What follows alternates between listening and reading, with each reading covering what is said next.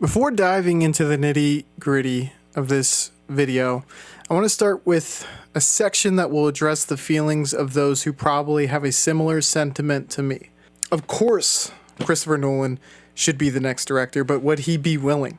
In interviews with Josh Horowitz, the discussion was tabled to "When they need me and the time is right, great." He later stated that it would be an amazing privilege to do one, speaking, of course, about a Bond film. For some of you may be lacking the happy-go-lucky feelings for Nolan, I would like to go through the previous directors with you, of Bond films, of course.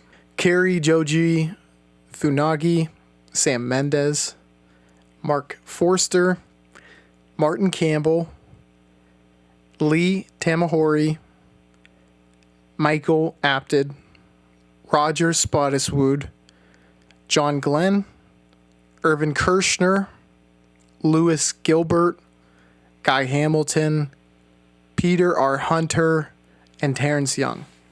Of those men, there are some with whom have made great films outside their run with Bond, and some with whom have made their greatest cinematic impact through the series, but none, as of now, match up to the odds-on favorite to win the 2023's Best Picture Award, Christopher Nolan.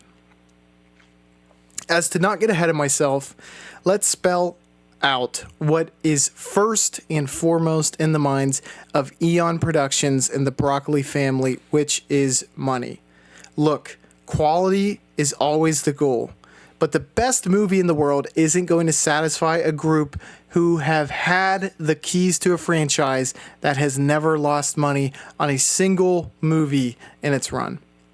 The series has netted, not grossed, netted over $12 billion over the course of 27 movies. Yes, Casino Royale, 1967, and Never Say Never Again weren't Eon Productions. I hear you, but it's further proof that this series makes money, period. You might be willing to say, well, if that silly Casino Royale from the 60s made money, then why does it matter who you get? Well, look to point A. Quality is always the goal. Not only this, but I know you know that goodwill only goes so far. It's a similar reason as to why Eon had to pivot from Brosnan to Craig. Brosnan was a great performer. I realized that all from you after my Who Was the Best James Bond video. His movies, however, ranged from good to some of the worst in the series. Times were changing.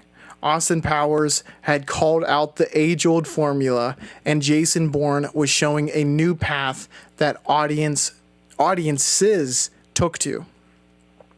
A major retool was needed, but first they needed to find the pivot, and with it a new face to make that change. Enter Daniel Craig, the Hitman. The guy who had the best run of the series and netted the company $600 million over 5 films. Just to add to that, this calculation is estimating and factoring in marketing expenses as well. So this is likely really close to actual dollars put into the bank after all is said and done. So here we are at the inflection point with a new direction needed and a director to take the helm. So why is Nolan a phenomenal choice? Let's take a dive into the financials. Unlike the Bond numbers, I'm not going to include inflation in the numbers. One, because we're dealing with 1998 as the first film, which doesn't date back too long. Again, I'll be factoring in marketing expenses, which for transparency is calculated the same way I did with Bond, which is the movie's budget times 2.5, which is actually pretty damn accurate when I've tried to tie this calculation to net income data when available. And what I mean to say is that 2.5 is going to be the budget times 2.5, and that's total expenses, budget and marketing. Before we get to that, be sure to subscribe to the channel.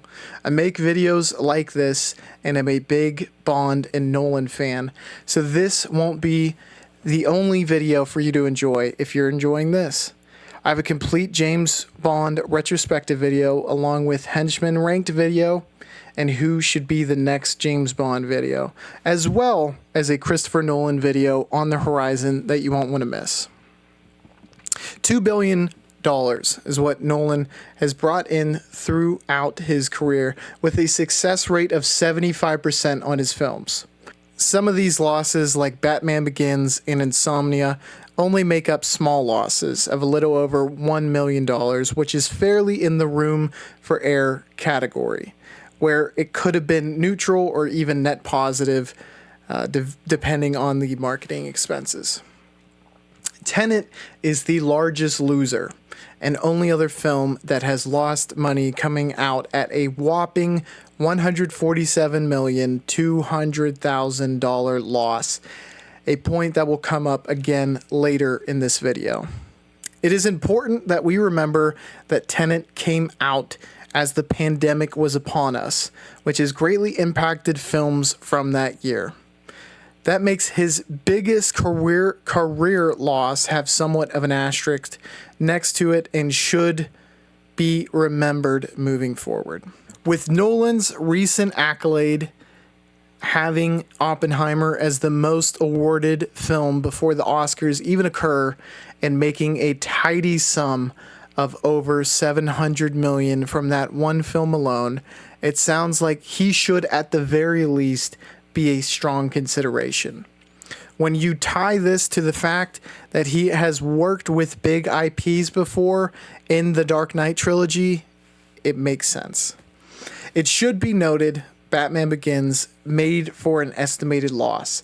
However, the series as a whole nearly netted $1 billion, with the final two films grossing over $1 billion box office revenue each. Working with big budgets is the risk of a James Bond franchise, a distinct reason why films like Quantum of Solace and No Time to Die could gross $840 million and over $800 million and only make $20 million and $24 million respectively. I encourage you to watch my James Bond retrospective video all the way through for more financial analysis on those films. Big budgets will cut even the most impressive box office films down to size. And while James Cameron has shown an ability to make money despite these huge obstacles, I'd argue that Nolan is a better choice. You might be wondering why I'd go against the one director who has proven time and time again that he can make money like he's an ATM. Well, not only has JC, that's what I call him because we're close, quoted as calling the beloved character a womanizing drunk and complete scumbag, but he's also quoted as saying the films are rotten at the core. Combine this with the fact that Cameron semi-parodies this style of film in True Crime, his action comedy romp with Schwarzenegger, and you see that he would not be likely to take said job if offered. Also, if you tie in the fact, which is likely to be used against me after my next point, but here go. True Lives, his most Bond-like film, is actually one of his worst films. T1, Titanic, T2, the Avatars and Aliens are all great in my assessment, and I think the overall quality of his films put him as one of the best working directors and also one of the best of all time. Again, True Lives is not one of his best films. My final reason for Nolan being the one that we should choose, or that they should choose, is that you're not going to like it, but it might not make much sense, but I've chosen my hill to die on. Nolan's already made a Bond-esque film, and it was pretty damn good. The easy route to go would be to say Inception and walk away and leave it at that. And while there's always a few people who look to disparage any film, the general consensus is that Inception is great to even a masterpiece in some people's eyes, and I would agree with this sentiment.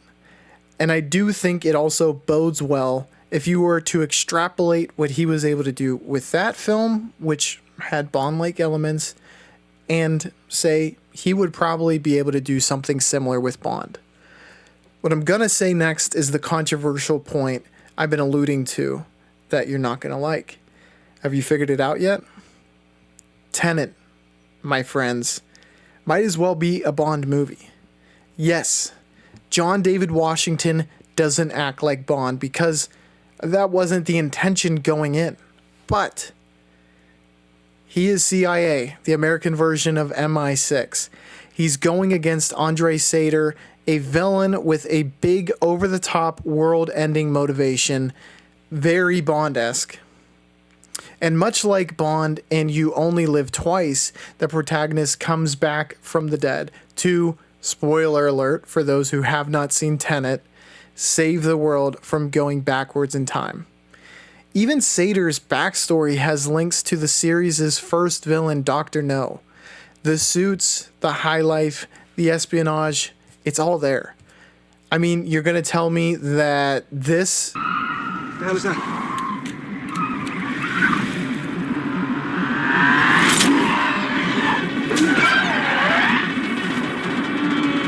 Isn't like this?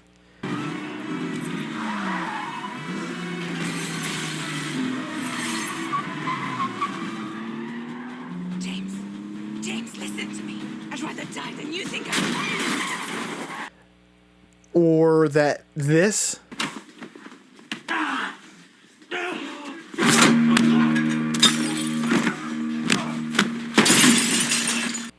Isn't like this?